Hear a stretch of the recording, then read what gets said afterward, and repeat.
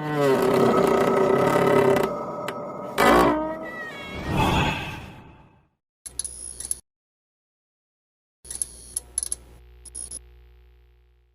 ایک گرمیوں کی رات تھی، سب گھر والے چھت پر سو رہے تھے۔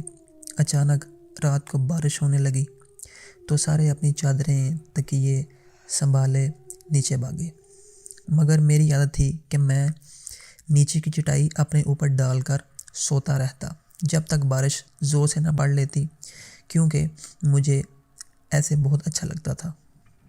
اس رات بھی سارے گھر والے نیچے چلے گئے اور میں اکیلا چٹائی ڈالے سوتا رہا۔ غنودگی میں تھا، بارش کے ٹپ ٹپ قطرے پڑ رہے تھے اور چاروں طرف خاموشی تھی۔ اچانک مجھے دو بلیوں کی زور سے لڑنے کی آوازیں آئیں۔ لڑتے ہوئے ان کی آوازیں بہت بری لگ رہی تھیں۔ وہ لڑتے ہوئے اچانک میرے قریب آنے لگیں۔ لڑتے ہوئے ان کی آوازیں بہت بری لگ رہی تھیں۔ وہ لڑتے ہوئے چھت کی چار دیواری پر دوڑ رہی تھیں اور آوازیں اتنی بھیانک تھیں کہ پوچھیے مت۔ پہلے سوچا کہ کوئی جوتا اٹھا کر ان کو بھگا دوں، پھر سوچا کہ اندھیرے میں جوتا کہاں ڈھونڈتا رہوں گا۔ تھوڑی دیر یہ خود لڑے گی، آوازیں کم ہوں گی اور دوبارہ سونے کی کوشش کی۔ میں دوبارہ غنودگی میں چلا گیا۔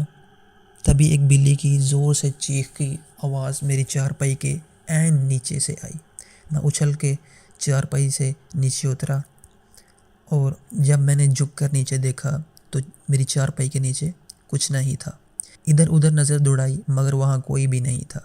میں نے سوچا کہ یہ شاید میرے اٹھتے ہی اس طرف کو بھاگ گئی ہوگی۔ میں نے جوتا اپنے پاس رکھ لیا، اب اگر آئے تو میں نے نہیں چھوڑوں گا۔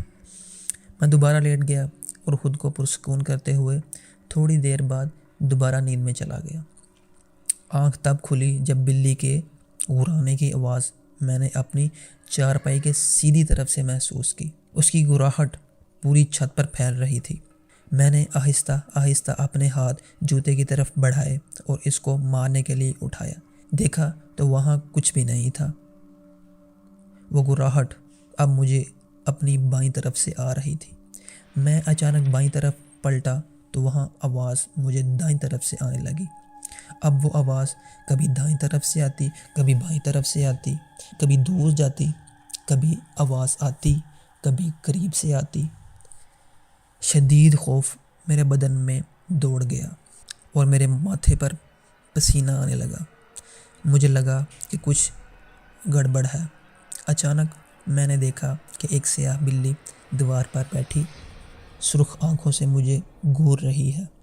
پھر وہ اچانک بڑی ہونے لگی اور میرے دیکھتے ہی دیکھتے وہ ایسے لگ رہی تھی جیسا مجھے کوئی کالا چیتا دیکھ رہا ہو، کیونکہ وہ بالکل سیاہ بلی تھی۔ پھر اچانک اس نے ایسی پوزیشن لی جیسے وہ دیوار پر سے مجھ پر چھلانگ لگانے کے لیے آنے والی ہے۔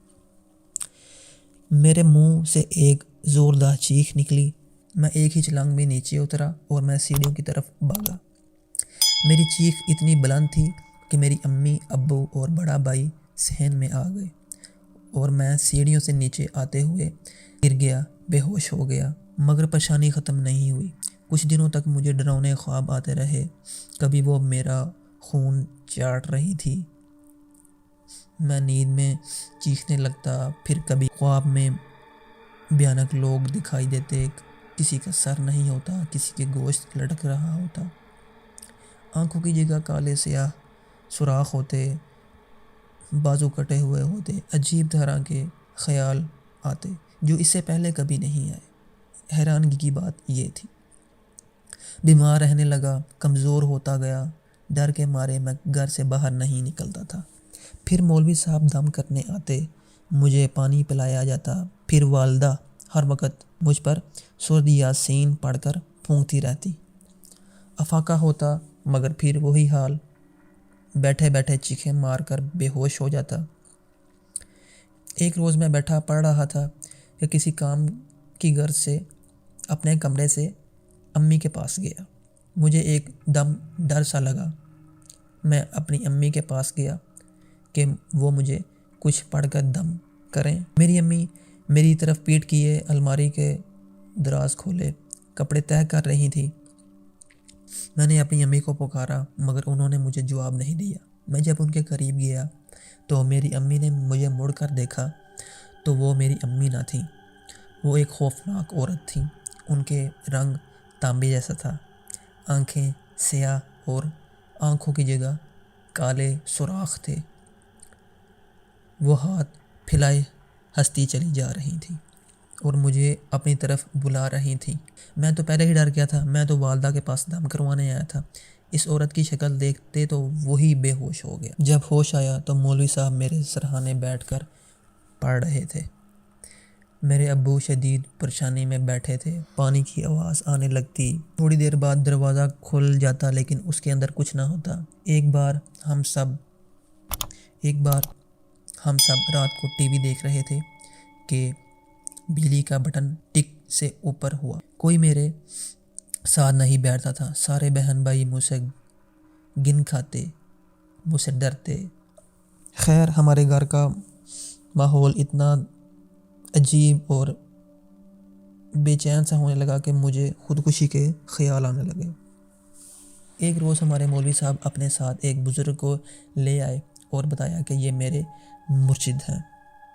وہ بزرگ سفید کپڑے میں تھے، سفید عمامہ تھا، چہرے پر سفید داڑھی تھی اور ماتھا ایسے چمک رہا تھا جیسے روشنی پھوٹ رہی ہو۔ انہوں نے میرے ماتھے پر ہاتھ رکھا اور میں رو پڑا۔ میرے والد صاحب نے سارے واقعات ان کو بتائے اور وہ سکون سے بیٹھے سن رہے تھے۔ ان کے ہونٹوں پر ایسی مسکراہٹ تھی اور اتنا سکون تھا، وہ چہرے پر اتنا نور تھا کہ دل کرتا تھا کہ ان کو دیکھتا ہی رہے۔ انہوں نے میرے والد صاحب کو سارے کمرے کا جائزہ کروایا، جا کر ایک ایک کونا دیکھا اور ساتھ والوں کی چھت دیکھی۔ ہمارے گھر میں محلے کی عورتوں کا رش لگ گیا جو ان سے پانی دم کروانے آ گئیں، اور انہوں نے انگوٹھا میرے ماتھے کے درمیان میں رکھا اور اپنی آنکھیں بند کر کے کچھ پڑھنے لگے۔ مجھے ایسا لگا جیسے کوئی میری کھال کو کھینچ رہا ہے۔ میری چیخیں نہیں رک رہی تھیں۔ میرا بھائی مجھے بتاتا ہے کہ وہ 1 گھنٹے سے زیادہ کچھ پڑھتے رہے۔ ہم تمہاری دلخراش چیخیں سن کر بے بس ہو گئے۔ تبھی ہم نے بزرگ کو بری طرح پیٹنا شروع کر دیا۔ آہستہ آہستہ میں پرسکون ہوتا چلا گیا۔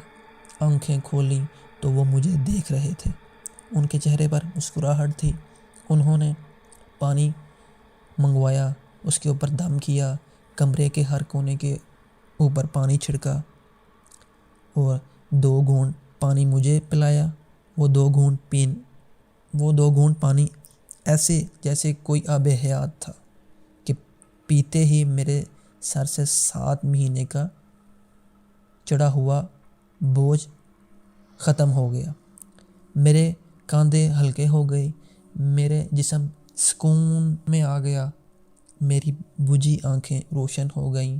میں اٹھ گیا اور ان کی چھاتی پر سر رکھ کے رونے لگا۔ وہ میرے جسم پر ہاتھ پھیرنے لگے اور پھر چلے گئے۔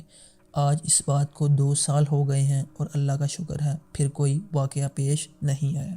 تو جی یہ تھی آج کی ہماری پہلی ہارر سٹوری۔ اگر آپ کو پسند آئی ہے تو آپ لائک کریں، شیئر کریں اور کمنٹ کریں۔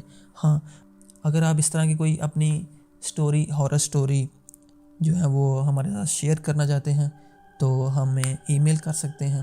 تو ہم ملتے ہیں اپنی نیکسٹ ویڈیو میں، تب تک کے لیے آپ اپنا خیال رکھیے۔ اللہ حافظ۔